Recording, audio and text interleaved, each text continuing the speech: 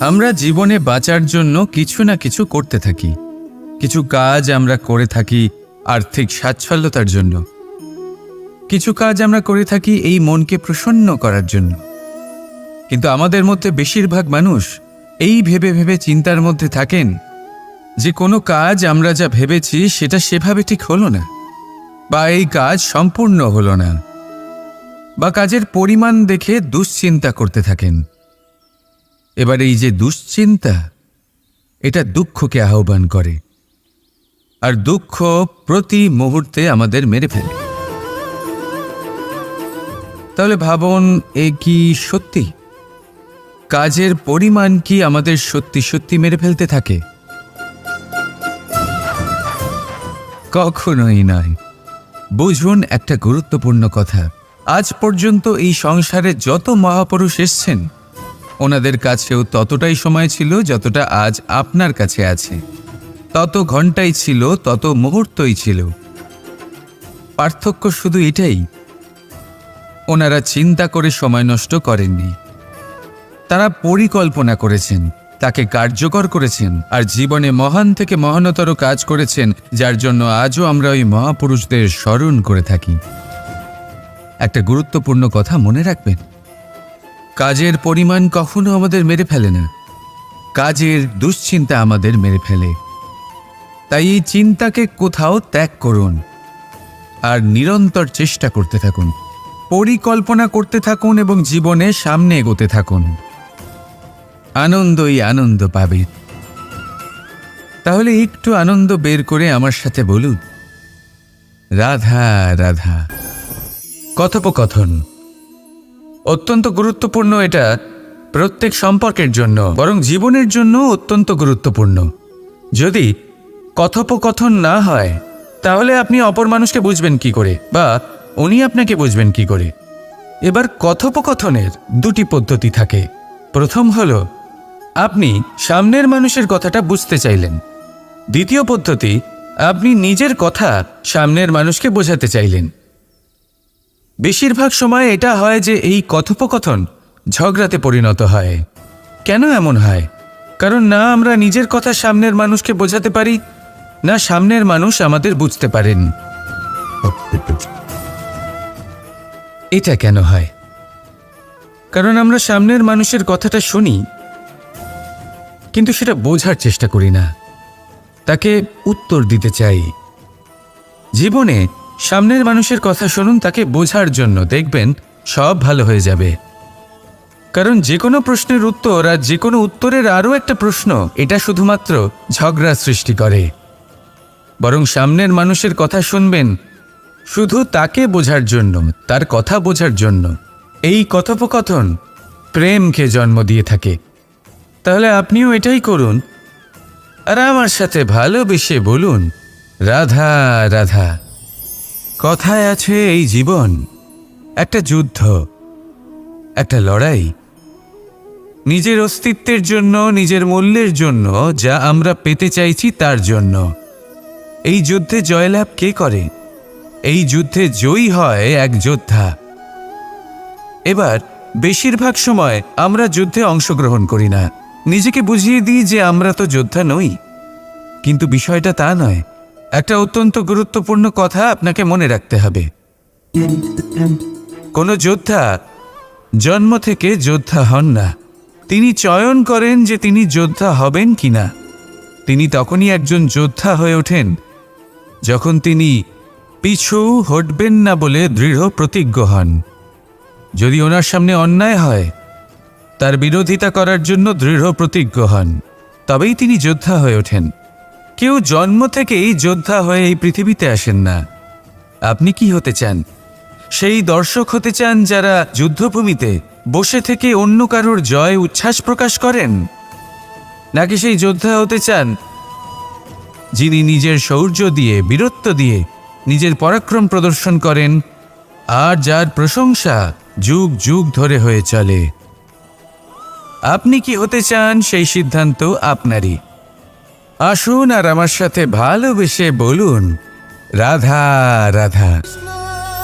আমাদের জীবনে অত্যন্ত গুরুত্বপূর্ণ একটা আশা বসবাস করে। বিশ্বাসের রূপে। বিশ্বাস যা আমরা ঈশ্বরের ওপর করি, ভাগ্য প্রারব্ধের ওপর করি, নিয়তির ওপর করি। যখনই ভালো কিছু হয় আমরা বলি এ হলো ঈশ্বরের দয়া, যখন খারাপ কিছু হয় আমরা বলি এ হলো ঈশ্বরের মায়া। কখনো ঈশ্বর বা ভাগ্য বা প্রারব্ধ বা নিয়তি। আপনি নিজে কোথায় তা কখনো ভেবেছেন? আপনি বিশ্বাস করছেন ঈশ্বরের ওপর, প্রারব্ধের ওপর, কখনো নিজের ওপর করেছেন? আমি আপনাকে একটা সহজ কথা বলি, যদি আপনি ঈশ্বরের ওপর বিশ্বাস রাখেন, শুধুই ঈশ্বরের ওপর বিশ্বাস, তাহলে আপনি সেটাই পাবেন যেটা আপনার ভাগ্যে লেখা রয়েছে। কিন্তু যদি আপনি নিজের ওপর বিশ্বাস রাখেন, আত্মবিশ্বাস রাখতে শেখেন, তাহলে ঈশ্বর আর নিয়তি দুজনে মিলে আপনার ভাগ্যে সেটাই লিখবে যা আপনি চাইছেন। তাই মনে রাখবেন, সাফল্যের পথ হলো এই বিশ্বাস। নিজের আত্মবিশ্বাসকে ধরে রাখতে শিখুন, দেখবেন আত্মা প্রসন্নতায় ভরে উঠবে। তাহলে আসুন এই প্রসন্ন ভাব নিয়ে বলুন, রাধা রাধা। মানুষ অসুস্থ কেন হন? শারীরিক দুর্বলতার কারণে? না, মানুষ অসুস্থ হন তার মানসিকতার কারণে, তার বিবেকের কারণে, তার কর্মের কারণে, তার ক্রোধের কারণে।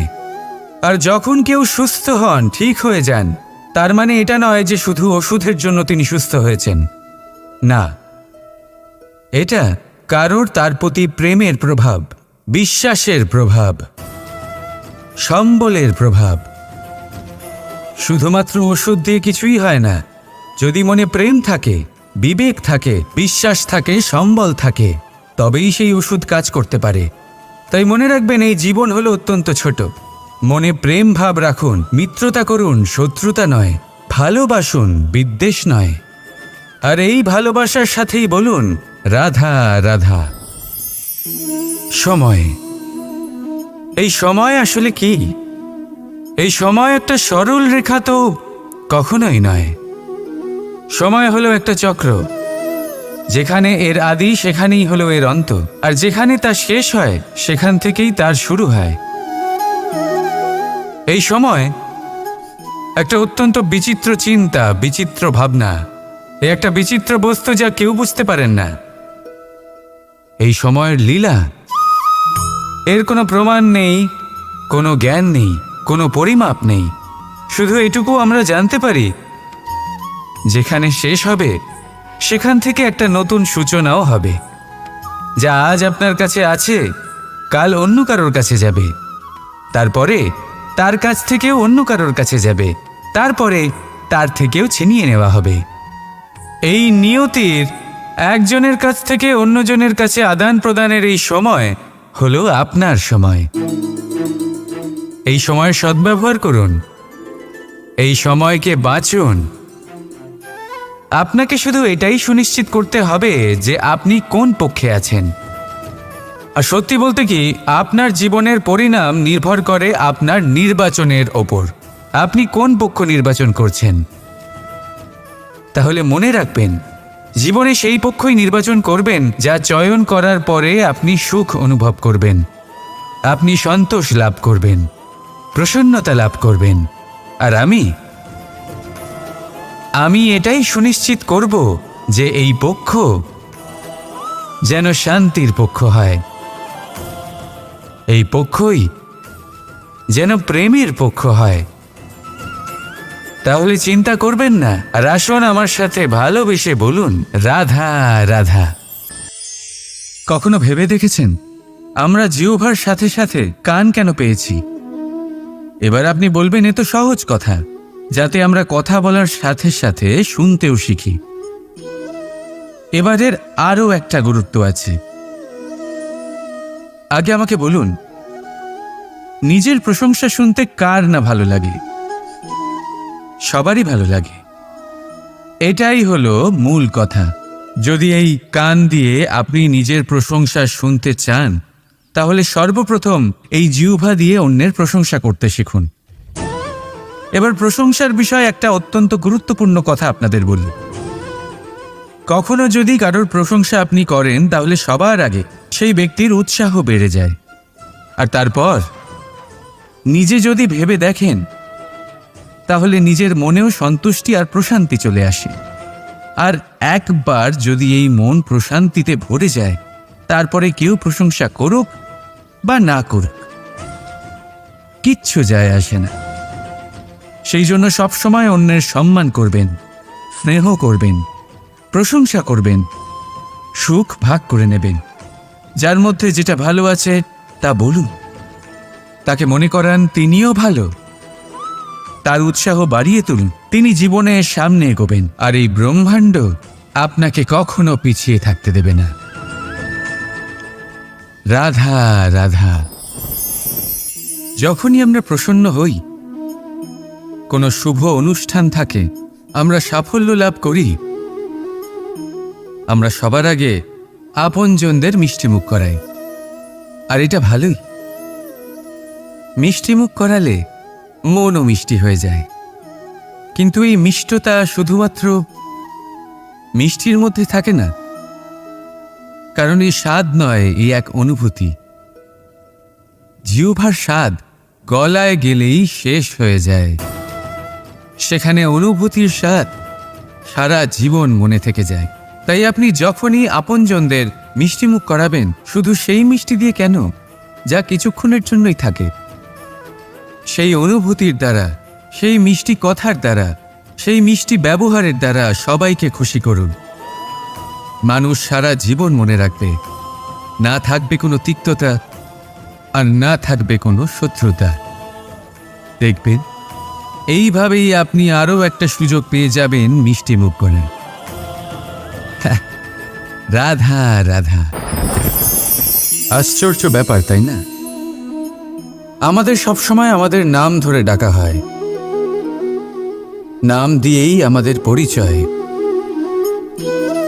এই নামই আমাদের ইতিহাসে স্থান বানাতে আমাদের সাহায্য করে।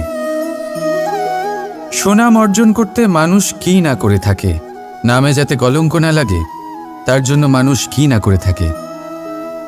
জীবনে আপনি যা পেয়েছেন, অর্থ, সম্পত্তি, সুখ, এই সব কিছুই নামের কাছে মূল্যহীন। নাম সর্বদা উচ্চস্থানে থাকে। এই নামকরণের অনুষ্ঠান আমাদের কাছে অত্যন্ত গুরুত্বপূর্ণ।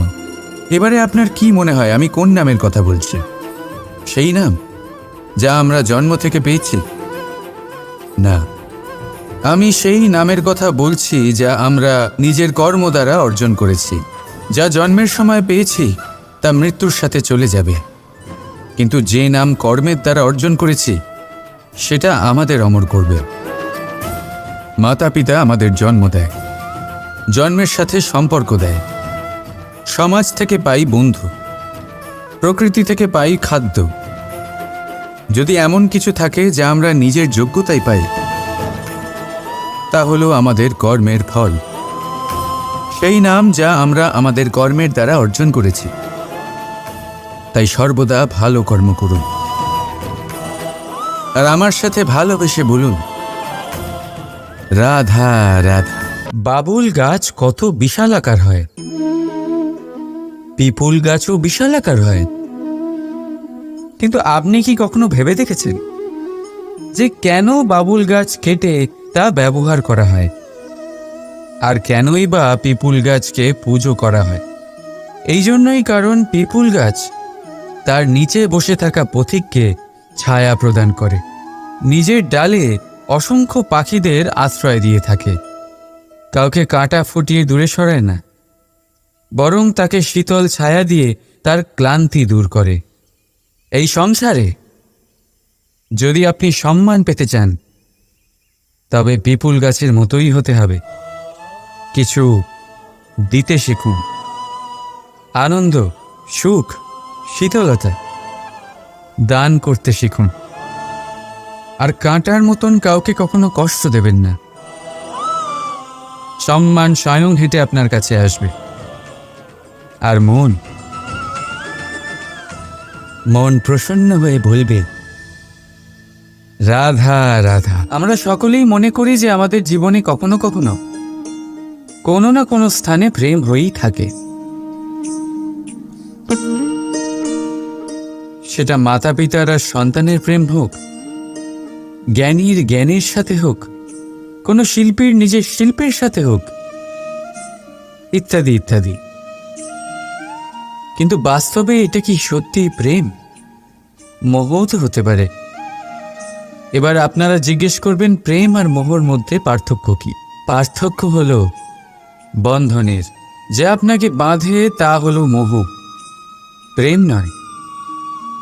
প্রেম সেটাই যে আপনাকে মুক্ত করে উন্নয়নের দিকে পাঠায়। চলুন আপনাকে একটা উদাহরণ দিই। কিছু মাতা পিতা নিজের সন্তানকে কোনো অন্য নগরীতে পড়তে পাঠাতে পারেন না।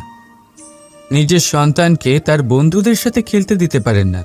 চিন্তা করেন যে তাদের সন্তানের যাতে কষ্ট না হয়, আর তাই জন্য তাদের বেঁধে রাখেন। এটা প্রেম নয়, এটা মোহ। কারণ যদি এটা প্রেম হতো তাহলে ওনারা চাইতেন যে সন্তান মাতা পিতার আশ্রয় থেকে বেরিয়ে এই সংসারকে দেখুক, তাকে বুঝুক, আর তার থেকে জ্ঞান অর্জন করুক, নিজের অভিজ্ঞতার থেকে শিক্ষা নিয়ে নিজের একটা ব্যক্তিত্ব বানাক।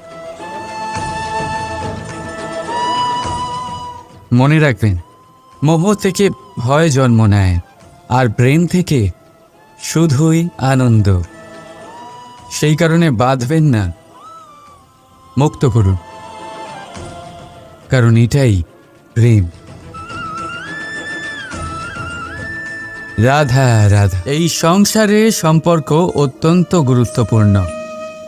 এবারে প্রশ্ন এটাই যে সম্পর্ক কেমন হওয়া উচিত। সম্পর্ক কথার শুরুতেই সম শব্দ আসে। সম অর্থাৎ সমতা।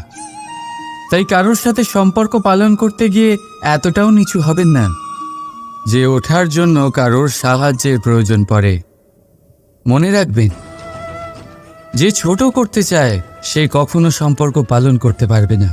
সম্পর্ক তার সাথেই বাঁধুন যে আপনাকে সমান মনে করে, আপনাকে সম্মান করে।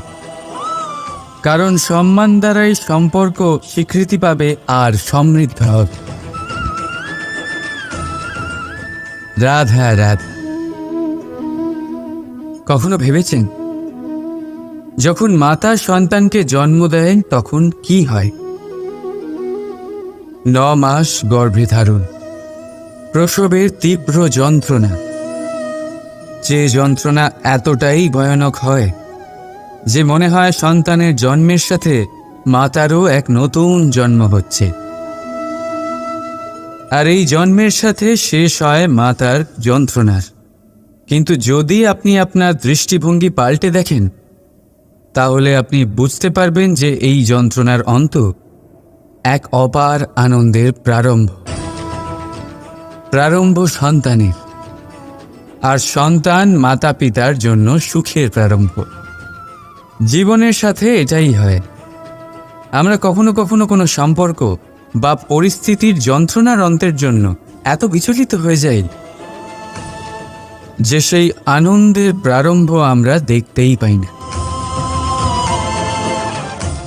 মনে রাখবেন, যন্ত্রণা আনন্দের প্রারম্ভের লক্ষণ মাত্র।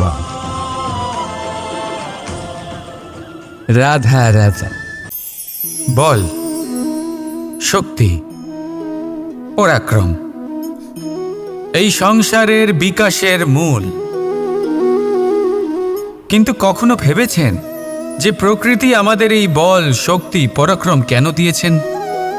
যাতে আমরা জীবনে কারোর উদ্ধার করতে পারি, কাউকে সাহায্য করতে পারি, কারোর জন্য ভালো কিছু করতে পারি, কোনো গরিব অসহায় মানুষের জন্য কিছু করতে পারি। এই বল, এই শক্তির সদ্ব্যবহার করতে পারি। কখনো দেখেছেন এমন মানুষ যার কাছে অসীম শক্তি আছে কিন্তু তার সাথেই অসম্ভব অহংকারও রয়েছে? যিনি নিজেকে সর্বশ্রেষ্ঠ বলে মনে করেন, খারাপ কাজও করেন। আপনি দেখবেন প্রকৃতি এবং মানুষ তাকে ভাঙতে সর্বদা চেষ্টা করেন। মনে রাখবেন, যতই সুবিশাল পর্বত হোক না কেন, তা যদি পথে পড়ে তাকে ভেঙে পথ প্রশস্ত করা হয়। যদি আপনার কাছে বল থাকে, শক্তি থাকে, পরাক্রম থাকে, তাহলে তার সদ্ব্যবহার করুন, কাউকে সাহায্য করুন, কাউকে রক্ষা করুন। যদি আপনি আপনার শক্তির দুর্ব্যবহার করেন, তাহলে মনে রাখবেন আপনি নিজের বিনাশ নিজেই আমন্ত্রণ করছেন। এবার বল অর্জন করার পরে, শক্তি অর্জন করার পরে আপনি নিজেকে বিনাশ করতে চান নাকি এই সংসারের উদ্ধার করতে চান, সিদ্ধান্ত আপনার। রাধা রাধা। কর্ম, ধর্ম, জ্ঞান, এই 3 স্তরে অনেক মানুষ পৌঁছতে পারেন। অনেকে এই পরীক্ষা দিয়ে তাতে উত্তীর্ণ হয়ে যেতে পারেন, কিন্তু শিখরে পৌঁছে শাসন তিনিই করতে পারেন যার কাছে এই চতুর্থ গুণটিও থাকে। সমর্পণ অত্যন্ত গুরুত্বপূর্ণ একটা গুণ। এই সমর্পণ আসলে অত্যন্ত গুরুত্বপূর্ণ। পূর্ণ সমর্পণ দরকার নিজের লক্ষ্যের প্রতি, সমর্পণ নিজের কর্তব্যের প্রতি, সমর্পণ নিজের আত্মার থেকে নির্গত স্বরের প্রতি, সমর্পণ নিজের রথির প্রতি, অর্থাৎ আমার প্রতি। এবার এই পরীক্ষায় অত্যন্ত কঠিন এক বাঁক আসতে চলেছে, যেখানে সারথীকে সমর্পণের নিরিখে পরীক্ষা করা হবে, আর তাতে উত্তীর্ণ হওয়ার পরেই তার হাতে ধর্মস্থাপনের রথের রাশ তুলে দেওয়া হবে। দেখা যাক কি হয়। ততক্ষণ আপনি প্রসন্ন থাকুন আর আমার সাথে ভালোবেসে বলুন রাধা রাধা। নাম। জন্মগ্রহণের পর মানুষের জন্য এই নাম অত্যন্ত গুরুত্বপূর্ণ হয়। মাতা, পিতা, পুরোহিত সকলেই সেই অক্ষর খুঁজতে শুরু করেন যা দিয়ে আপনার নাম শুরু হবে। কিন্তু নাম আর রাশি এক হয়ে গেলেই কি সব কিছু ঠিক হয়ে যায়? কখনোই নয়, কারণ আপনার কর্মই হলো সব থেকে গুরুত্বপূর্ণ, আর কিছুই নয়। দেখুন, এই নিয়তিও আপনার কর্ম অনুযায়ী আপনার ভবিষ্যৎ সুনিশ্চিত করে। যদি আপনাকে উদাহরণ দিই, তাহলে ভাবুন, একদিকে ছিলেন রাম আর অন্যদিকে রাবণ। দুজনেরই নাম শুরু হয় র দিয়ে, কিন্তু একজন পেলেন এক ভয়ানক পরিণতি আর অন্যজন সমগ্র সংসারের মনে চিরস্মরণীয় হলেন।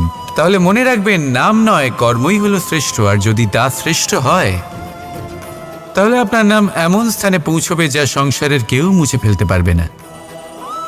তাহলে আসুন আমার সাথে ভালোবেসে বলুন রাধা রাধা।